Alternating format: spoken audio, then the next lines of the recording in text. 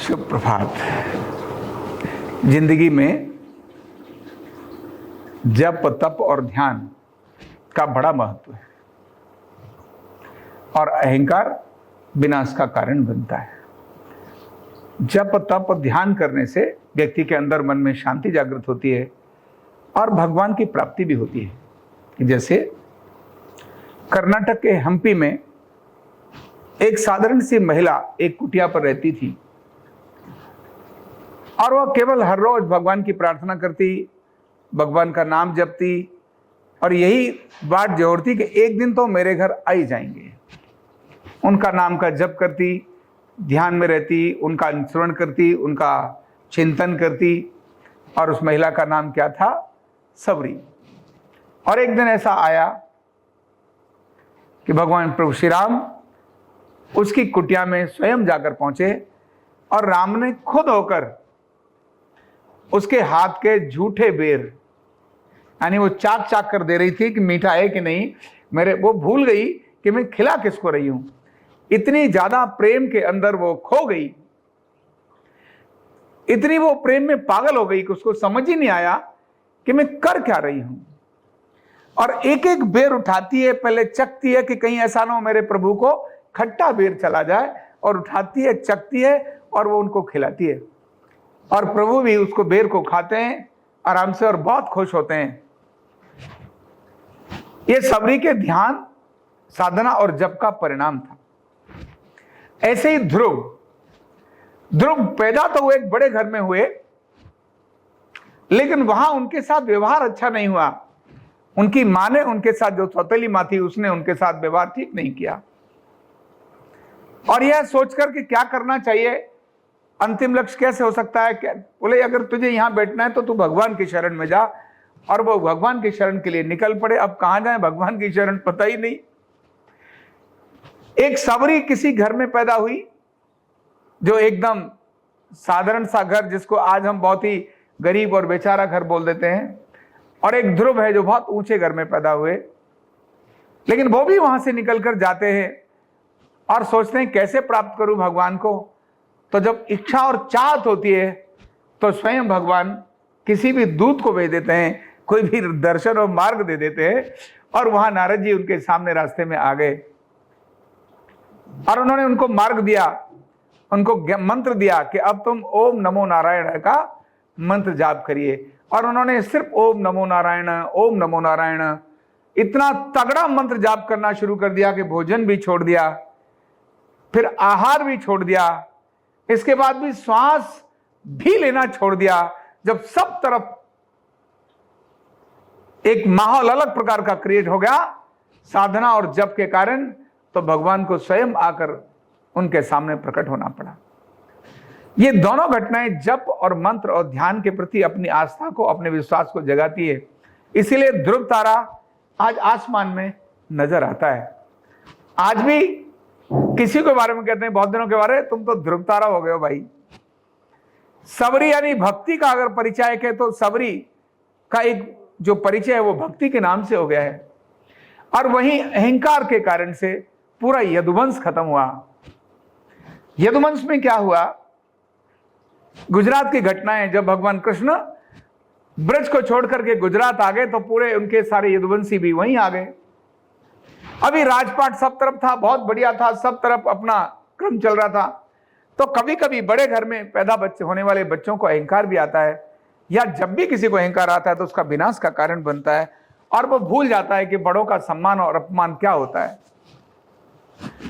ऐसे ही दुर्वासा ऋषि वहां से निकल रहे थे अपने स्थान से, पास में उनको अपने शिष्यों के साथ बैठे, तो यदुवंशियों के कुछ बालक इकट्ठे हुए और उन्होंने कहा यार इस बाबा की जरा परीक्षा भी तो ले ले, थोड़ा पता भी तो चले इसमें दम क्या है। और उन्होंने 5-7 जो 8-10 जो भी बच्चे थे उन सब ने एक लड़के को महिला का ड्रेस पहनाया, ऊपर से उसको साड़ी वाड़ी, और पेट पर यहां उन्होंने एक मूसल जो लोहे का वो होता है ना, उसको यहां बांध करके पेट पर उसके, और उनके सामने ले गए और आगे सर ढका हुआ था और कहा बाबा जी आप तो बहुत पहुंचे हुए हो, आप तो बहुत बड़े विद्वान हो, आप कृपया हमें ये बता दीजिए इस महिला के होगा क्या। किस प्रकार का इनके महिला के अंदर बालक पैदा होने वाला है। अब वो महिला हो तो समझ में आए, वो गर्भवती हो तो भी समझ में आए, लेकिन साधु और ऋषि लोग ये जानते हैं, बोले ना बोले। और दुर्वासा ऋषि के बारे में तो कहना ही है कि दुर्वासा ऋषि जो जिसको बोल दे वो सब हो जाता था। और दुर्वासा ऋषि ने कहा कि आप जिसको लेकर आए हो, इसके गर्भ से एक ऐसा जन्म होगा जो तुम्हारे वंश को समाप्त कर देगा। उन्होंने तुरंत कहा, बोले तो वंश को समाप्त कर देगा, इसको तो है ही नहीं, वंश कहां से समाप्त कर देगा। बोला नहीं, जो भी इसके गर्भ में है, जो तुमने जो बांधा है, ये तुम्हारे वंश के समाप्त करने का कारण बनेगा। अब तो बच्चे वहां से भागे, क्योंकि किसी ऋषि ने कुछ तो बोला है, डर गए, पहुंचे। अब किसको बताएं, क्या करें। तो सारे बच्चे इकट्ठे हुए, उन्होंने कहा एक काम करते हैं, इसके छोटे छोटे, भाई बड़ा होकर के मारेगा तो तब ना, जब ब्लास्ट होगा, किसी को ऐसे मारेगा तभी तो होगा, छोटे छोटे डेली होंगी तभी तो मारेगा, जब हम इसको खत्म ही कर देंगे तो खत्म। और वो समुद्र के किनारे ले गए सोमनाथ के पास, और उन्होंने उस पूरे जो लोहे का था घिस घिस के उसको समुद्र में बहा दिया। जब लास्ट में जैसे मूली घिसते हैं ना, कद्दूकस करते हैं, तो आखिर में हाथ न गल जाए इसके लिए छोटा टुकड़ा रह जाता है, जो बाकियों से एक्स्ट्रा होता है, वो उन्होंने ऐसे छोड़ दिया। बोले इसका क्या होना है, मारा गोली, ऐसी छोटा टुकड़ा था वो डाल दिया।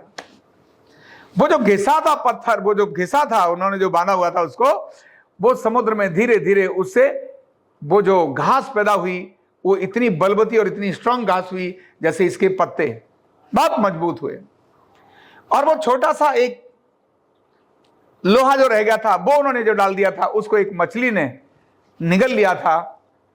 और मछली को उस एक बहेलिया ने पकड़ करके, और बहेलिया ने जब मछली को पकड़ा, उसको देखा, अरे इसके अंदर तो लोहा निकला, बहुत बढ़िया है। उसने अपने तीर के अंदर आगे निशाने पर लगाने वाला जगह था, उसको उससे मट दिया। किसी कारण से यदुवंशियों में आपस मजाक में शरारत करने लगे, ऐसे ही जो ऐसे ही कुछ मजाक में शरारत करने लगते हैं, एक दूसरे को मारा, कुछ ऐसे किया। तो एक ने उठाया और उस घास को जब दूसरे को ऐसे मारा तो उसकी गर्दन कट गई। जब उसकी गर्दन कटी तो दूसरे ने उठाया, इसको मारा।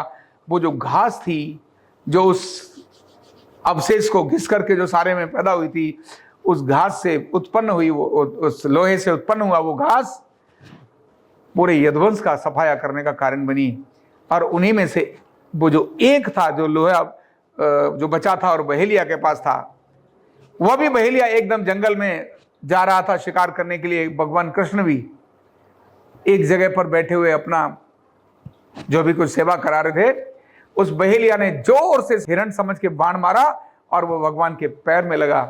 और उसके बाद भगवान कृष्ण भी इस लोक से चले गए। केवल एक साधु के अपमान से पूरा वंश समाप्त हो गया,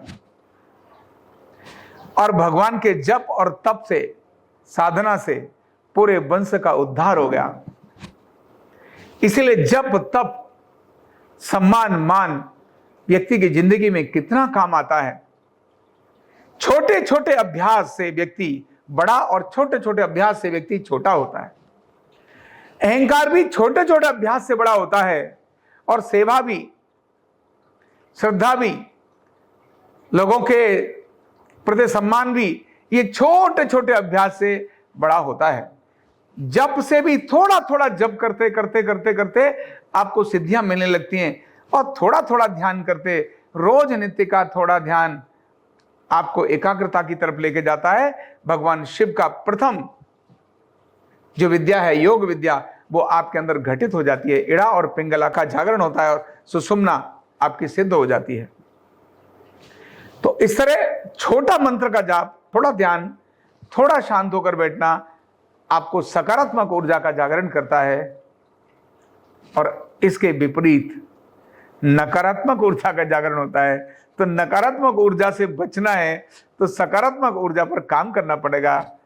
झूठ से, फरेब से, चोरी से, इन सब से बचने से सकारात्मक ऊर्जा यानी नकारात्मक ऊर्जा जाती है, तो इससे बचते हैं।